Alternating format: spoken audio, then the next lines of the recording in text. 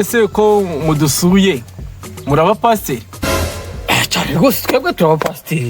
Yewe nimba ari abapasiteri twatugize amahirwe badusengera no kuri cya kibazo dufite. Zagenda dutewe amabuye twaza amakayi ndetse umukozi w'Imana. Umukozi w'Imana ufite ibisatsi bimeze kuno. rebera inyuma yegora iyo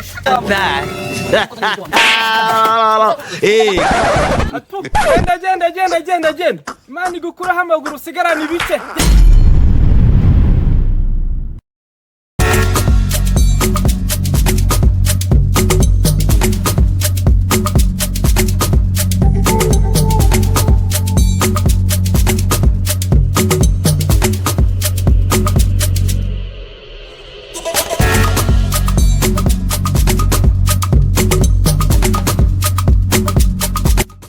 Bimeze bite gaso? None se ko nakubwiye ngo uze duhure turebe tujye gushaka ikiraka turebe ko twabaho. wahageze se? Jereba nk'ubu nahageze. We ndi hafi nanjye dure handi. Naje we ntugire ikibazo. Madamu rero muri iyi minsi hari ibintu bisigaye byaradutse cyane. Hari insengero z'inzaduka, hari abapasiteri, hari abahanuzi, hari abavugabutumwa. Ariko so yibonye muri no minsi wowe ubivuga iki? Yewe biragoye birakomeye. Ariko no kujya twisengera ku giti cyacu. Kuko nago byoroshye hanze aha abantu bari mu buyobe. Abantu barayobye. Abantu baragenda uko bishakiye. Bisa abantu bari mu buyobe. No kujya dusenga twebwe mbese ari twebwe ubwacu. Uri kumva umuntu agomba gusenga ku giti cye. Uri kumva kuko biragoye. Buriya ngo Pawulo yaravuze ngo mu minsi y'imperuka ngo hazabaho ibihe birushye. Abantu bazaba bikunda, abandi bakunda amafaranga, ngo abandi bakunda imiya, abandi bikakaza, abandi ngo ibyigenge. Iminsi ishize rero ngo wa mugore Madalena ngo yabaye umuhanuzi. Wasigaye bamutumira ngo bakashaka kubanza kuvuga ngo isimbura mu byiza 40,000 abandi 80,000. Kandi iyo dusomye biri tubwira ngo ba bantu ba kera ziriya numwe zo zakoraga ibitangaza zigasengera n'abantu ngo nta tike bajyaga bahabwa. Mwana wahageze? Imeze bite? Ko munaso bitwaje bitawakire. Bwire noneho. Utitwaye nk'umuntu wihaye Imana umeze neza. Ntago wayaba. Ese gahunda ni ntabwo ubizi. Je nabyuse karuka utagira ngo mba nanarya. Musi nibi. Uyu ni umuravu. God have mercy for us.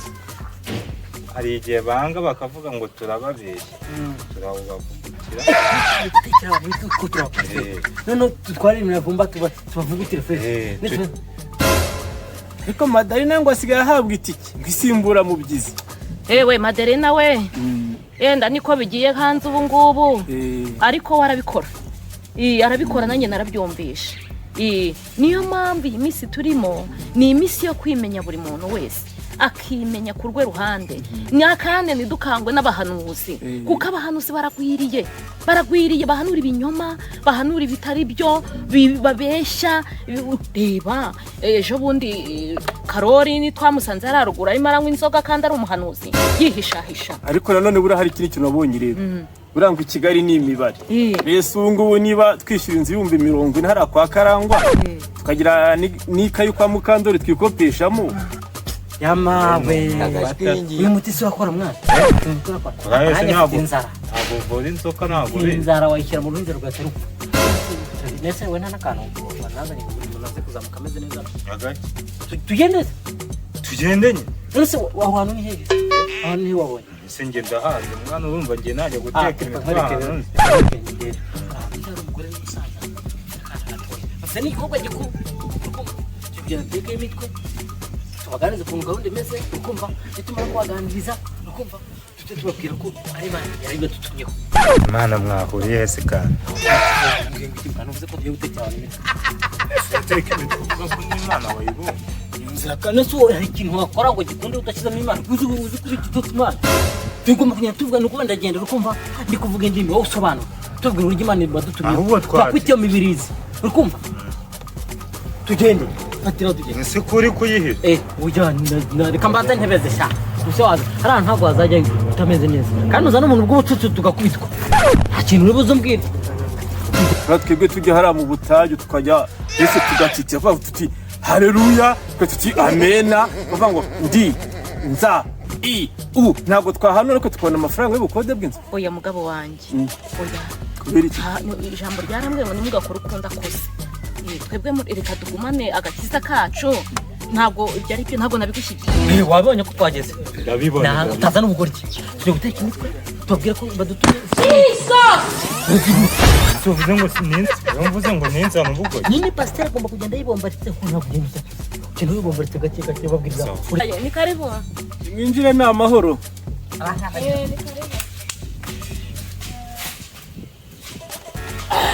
Nigwe Yego. eza shimwe amahoro murakomeye. Mzee Yego. murakomeye. Eza shimwe Mbaza murabana b'Imana. Makuru y'imisi. Twiheza kuziteka ryose. muri amahoro ariko Ni amahoro natwiteka ratugendereye aravuga ati musimbuke muri bari ababyeyi batuye hariya mubanze mubaganirize. None se ko mudusuye muraba pasiteri? Cyane rwose twebwe turaba pasiteri.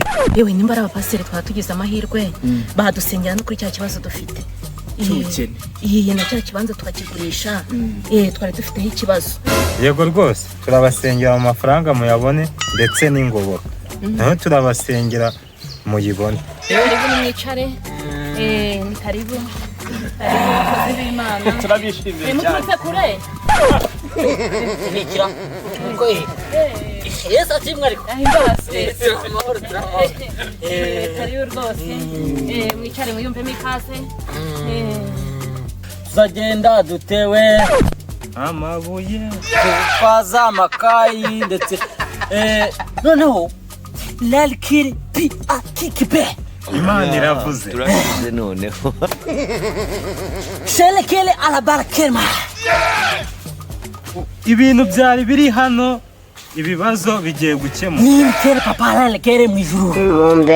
Amaturo nta bandi mukwiye kuyaha usibye abakozi b'Imana. Shalekele apakere nanke.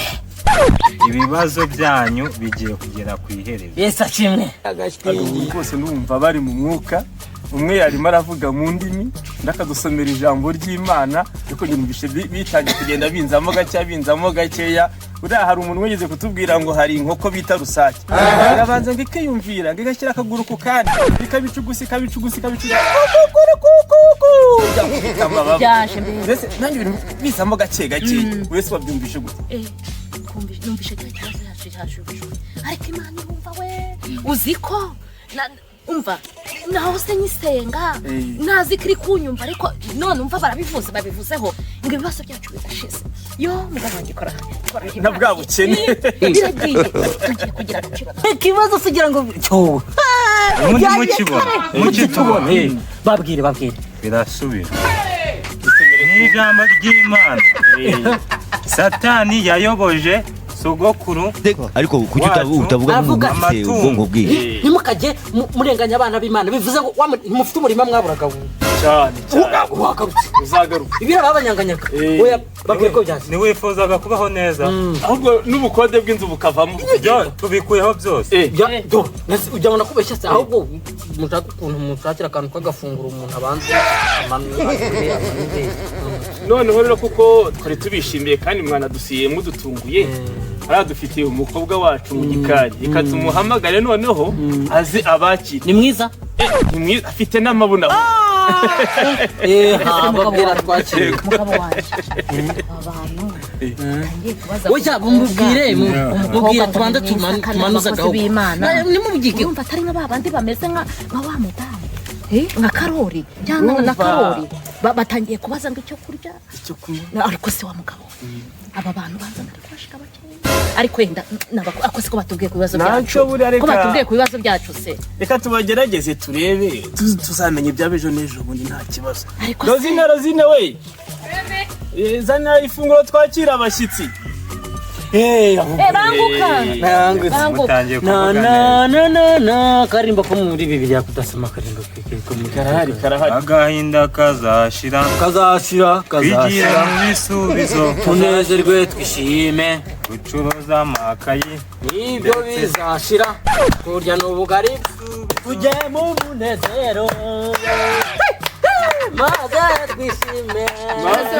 abasibo none bo bavuye aba n'abakozi b'Imana Rozine Imana itwoherereje cya kifuzo twari dufite Imana yagikemuye kare. umukozi w'Imana umukozi w'Imana ufite ibisatsi bimeze kuno Rebera inyuma. Yegora reba inyogosho oya ibi ni undi ura umukozi w'Imana. buretse ho gatureba ukuntu uyu nguyu yambaye ingofero Ibi ngibi ni nk'agataka kana mbona kizima. None se reka Rozine rero reka mubwire igituma habaho abantu bagufiya hakabaho n'abantu barebare ni ikivuze ko Imana bari kuba yarabipanze. Imana yarapanze kuza mu pasiteri maze ukajya gukarira Rozine nugakabye cyane abakozi b'Imana cya cyifuzo twari dufite bagikozeho bari babizi. ahubwo kubera abakozi b'Imana abatubuzi ngo abakozi b'Imana akamaro ubundi mwe ntabwo muzi kureba kandi uzabura umugabo. abo ngabo ni abakozi b'Imana. ntabwo muzi kureba ngo murebe kandi azabura umugabo. ndebera ukuntu bano bantu bari kurya wagira ngo baje gusaba murakoze cyane murakoze cyane. Linda nikarabiya yakanyagase nese uzabona umugabo ahubwo ni abishwe azabubona bano bantu dore reba bano usaba ubona n'ubwa pasiteri azabona umugabo. Rozine aba ni abakozi b'Imana. Urabona ko abakozi b'Imana mugani barya ngutya maze abakozi b'Imana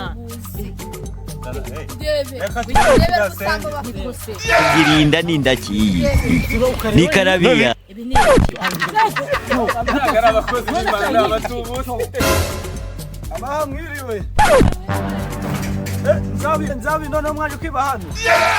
nta iwacu ntabwo mwigeze biyahuye iwanyu bariyahuye se taremba mvarure ndaruko Sinago ni wanga ngugo ujana no kwenda umuntu tubuje amafaranga bakaba no abuzura ntabwo dutabarira ndetse baracyatumariye. tutwarira miniti none se utwaje bakora wowe